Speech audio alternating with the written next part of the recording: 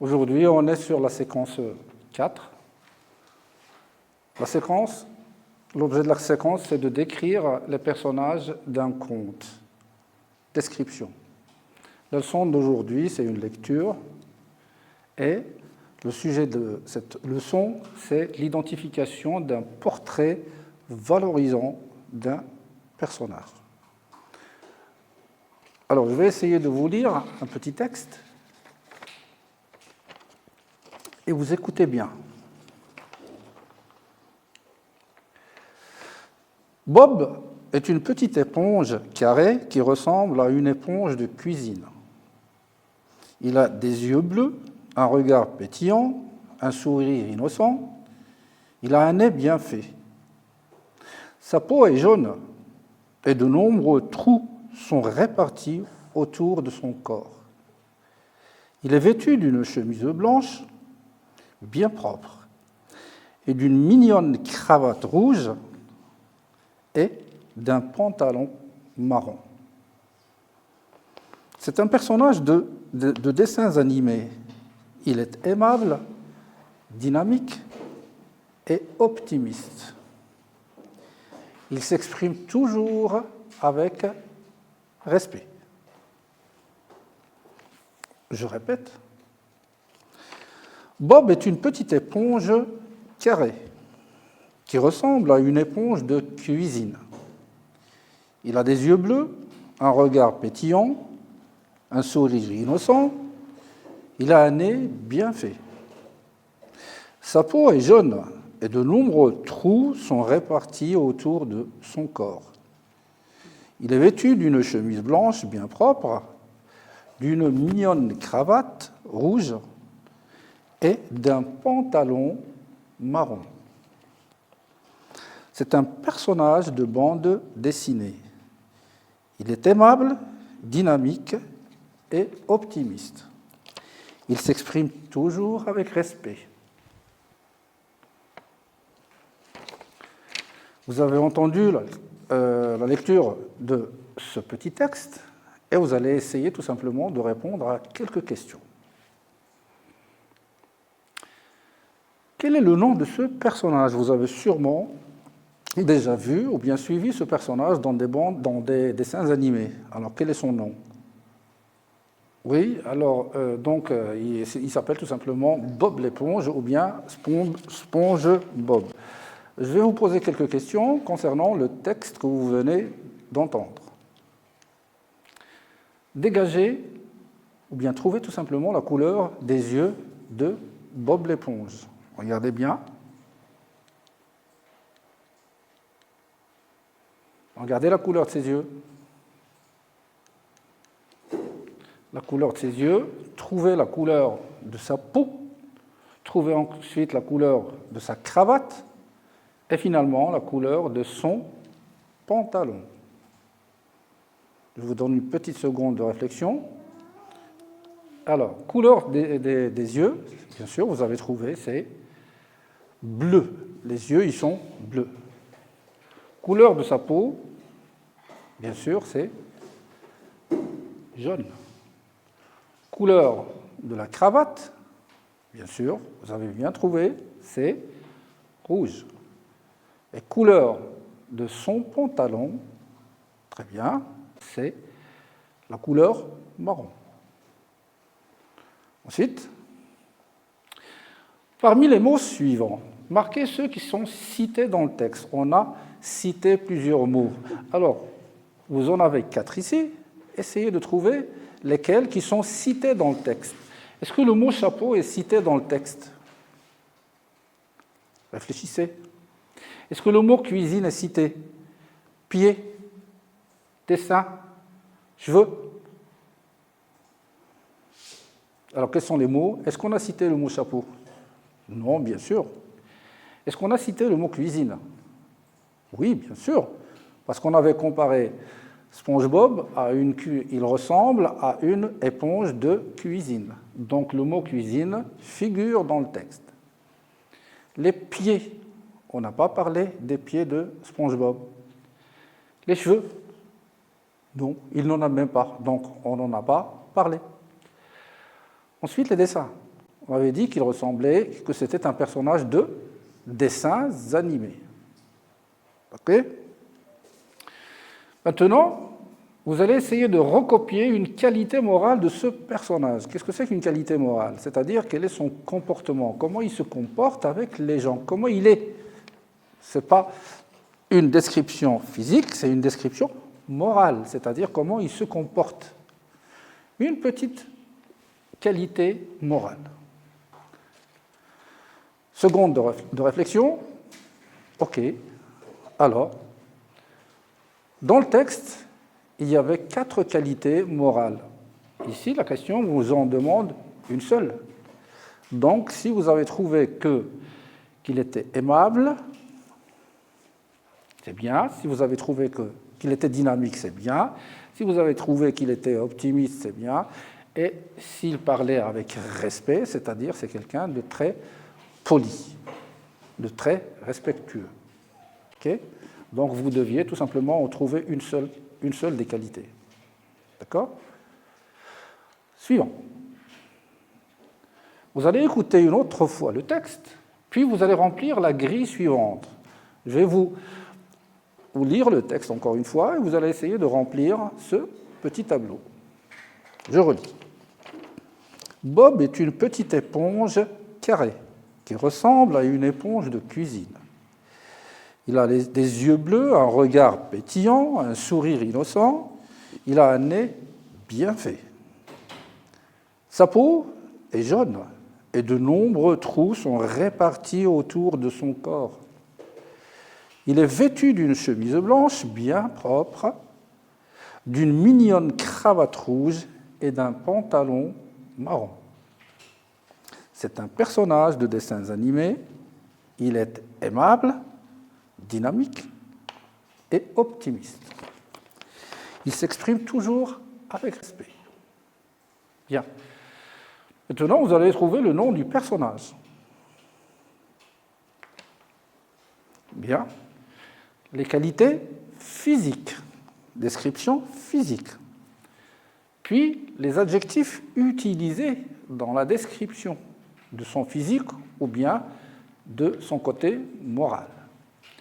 Ensuite, vous allez essayer de dénicher les verbes qui sont utilisés dans le texte. D'accord? Petite réflexion. Correction. Le nom du personnage, c'est SpongeBob ou bien Bob l'éponge. Ses qualités physiques. Il a le regard pétillant. Un regard pétillant, c'est un regard qui est brillant. Parfois, on a les yeux qui brillent d'intelligence. Donc, c'est un regard pétillant. Les yeux bleus. Il a le nez bien fait. Il a une peau jaune. Il a des trous tout autour de son corps. Sa tenue vestimentaire. Vestimentaire, ça vient de vêtements. Vestimentaire, c'est un adjectif relatif aux vêtements. Donc la tenue, c'est-à-dire comment il est habillé. Sa tenue vestimentaire. Donc, c'est chemise blanche, cravate rouge, pantalon marron. Les adjectifs utilisés, d'après ce que vous avez dû retenir à partir de la lecture. Carré, bleu, pétillant, innocent, jaune, nombreux, blanche, propre, mignonne, rouge, marron, animé, aimable, dynamique, optimiste.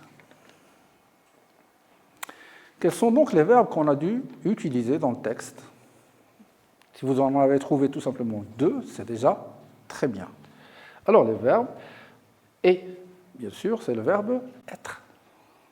Ressembler, c'est le verbe ressembler à quelque chose. À, c'est le verbe avoir. Et, bien sûr, c'est la troisième personne de l'auxiliaire être, ou bien du verbe être. Sont, toujours le verbe être. Troisième personne du pluriel. Et finalement, c'est le verbe s'exprimer. S'exprimer, c'est-à-dire parler. Suivant. Vous allez dégager la nature du portrait de ce personnage. C'est-à-dire, quand on vous a décrit le personnage, c'est un portrait. La description, c'est le portrait. Est-ce que ce portrait est valorisant ou bien dévalorisant? Valorisant, c'est-à-dire c'est positif. On parle bien d'un personnage. Un portrait dévalorisant, c'est un portrait, ce sera une autre leçon, c'est un portrait qui parle mal d'un personnage. Donc, d'après ce que vous avez entendu, est-ce que la description, bien le portrait de ce personnage est valorisant, c'est-à-dire il parle bien de lui, ou bien c'est dévalorisant, il parle mal de lui? Donc, vous avez déjà remarqué que c'était un portrait valorisant. OK? Je rappelle le titre de la leçon. On est sur une leçon de lecture, identification, c'est-à-dire comment trouver, comment dénicher le portrait valorisant d'un personnage. Suivant. Maintenant, vous allez essayer de faire une lecture. C'est ça le texte, c'est le texte que je viens de vous lire par 3 fois, et vous allez essayer de le relire avec une lecture expressive. Expressive, ça veut dire que vous allez monter, descendre dans votre intonation. Je lis. Bob est une petite éponge carrée qui ressemble à une éponge de cuisine. Il a des yeux bleus, un regard pétillant, un sourire innocent, il a un nez bien fait. Sa peau est jaune et de nombreux trous sont répartis autour de son corps. Il est vêtu d'une chemise blanche bien propre, d'une mignonne cravate rouge et d'un pantalon marron. Attention ici, une petite erreur, c'est glissé. Ici, on a une virgule et non pas un point. Donc, je relis la phrase. Il est vêtu d'une chemise blanche bien propre, d'une mignonne cravate rouge et d'un pantalon marron. Je m'arrête au point. C'est un personnage de dessins animés. Point. Il est dynamique et optimiste. Il s'exprime toujours avec respect. Point. D'accord? Maintenant, on va essayer tout simplement de voir ce que ça veut dire un portrait valorisant. Quand je fais un portrait, c'est-à-dire quand je décris un personnage, eh bien, je parle de son aspect physique, comment il me paraît physiquement. Quand je parle de son aspect moral, c'est-à-dire je parle de son comportement, comment il est à l'intérieur. Et puis finalement, quand je parle de son aspect, de ce que je vois du côté vestimentaire, tout à l'heure je vous ai dit que vestimentaire était un adjectif relatif aux vêtements. Donc, aspect physique, si vous voulez décrire un personnage, vous pouvez utiliser tout simplement de petits adjectifs, par exemple, beau. Il est beau. Ou bien, si c'est une femme, une fille, votre camarade de classe, elle est belle. Donc, quand je dis Fatem Zahra est belle, est-ce que je parle de ses vêtements? Est-ce que je parle de son côté moral? Non, je parle de son physique. Le physique, l'apparence physique. Donc, il est beau, elle est belle. Ou bien, il est fort. Je sais qu'il est fort parce que je vois que son physique est bien constitué, donc il est fort, ce que je vois de l'extérieur. Elle est forte, souriant, ou bien si c'est une femme, on va dire souriante. Ou bien il a des lèvres fines, les lèvres de la bouche qui sont très fines.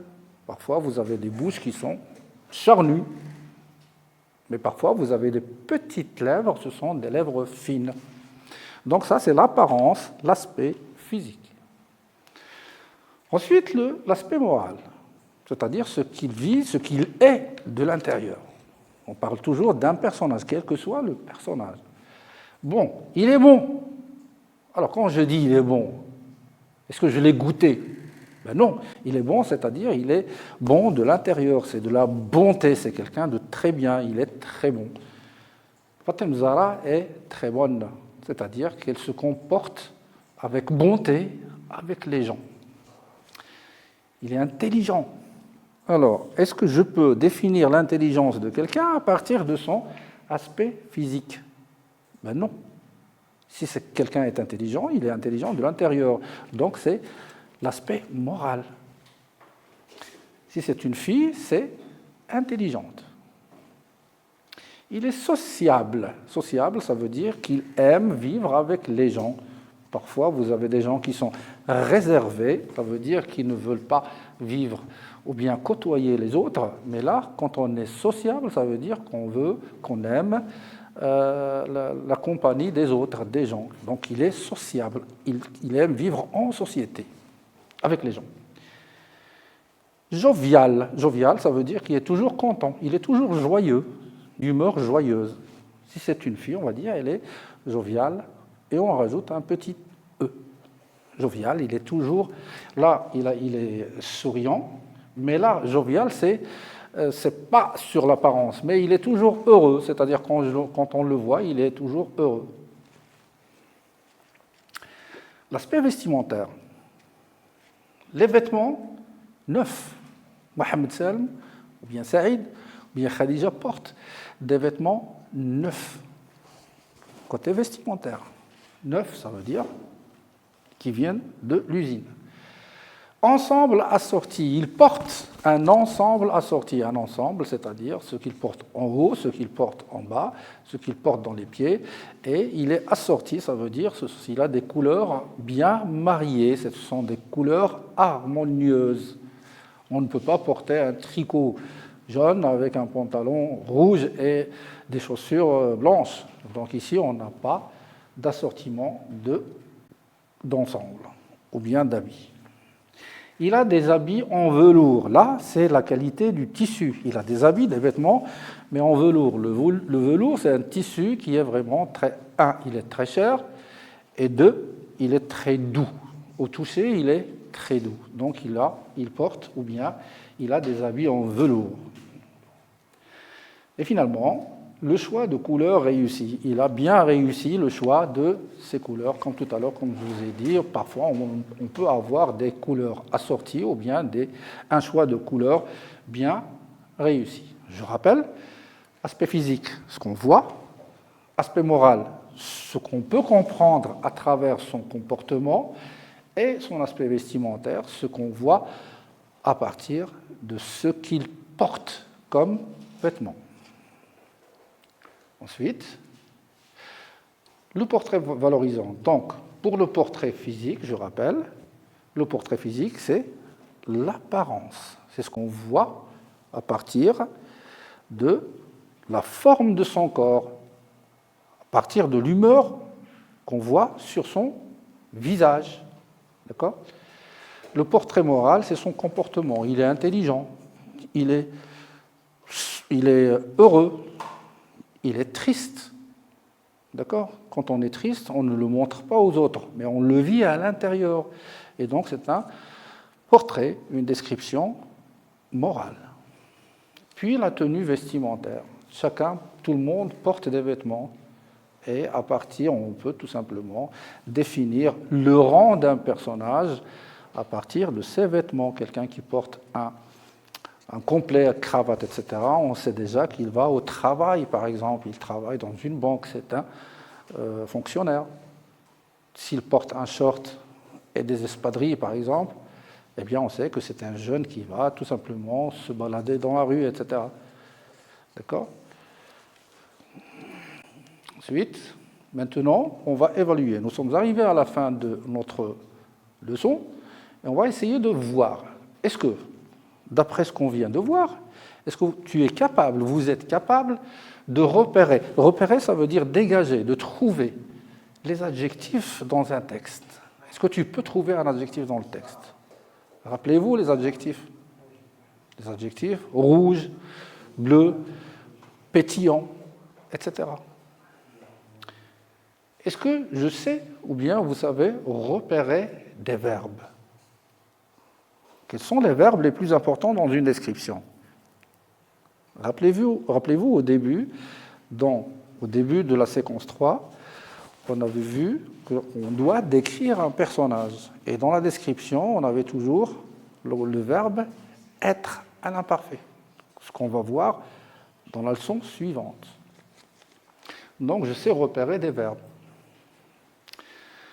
Je sais repérer les éléments d'un portrait physique, c'est-à-dire les éléments d'un portrait physique. Si je dis que c'est quelqu'un qui est triste, est-ce que c'est un portrait physique?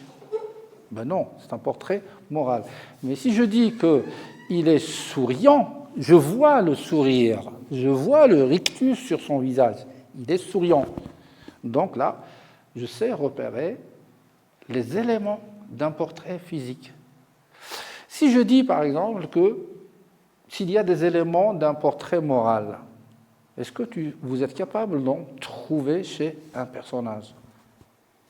Vous avez tous des amis en classe qui sont très intelligents, qui travaillent bien en français, en maths, etc.